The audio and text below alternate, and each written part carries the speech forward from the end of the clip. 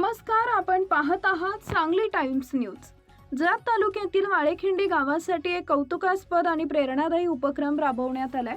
गावातील पाणी टंचाईवर मात करण्याच्या आणि अपूर्वा फाउंडेशनच्या वृक्ष लागवडीला बळ देण्याच्या उद्देशाने गावच्या औढा पात्रातील बंधारा अधिक खोल करण्याचे काम सुरू करण्यात आले असून या कामासाठी गावचे सुपुत्र बेंगलोर बुडियन असोसिएशनचे उपाध्यक्ष बबनशेठ अण्णासाहेब कोडक यांनी स्वतःच्या खर्चाने 40 फुटी जेसीबी मशीन उपलब्ध करून दिली आहे।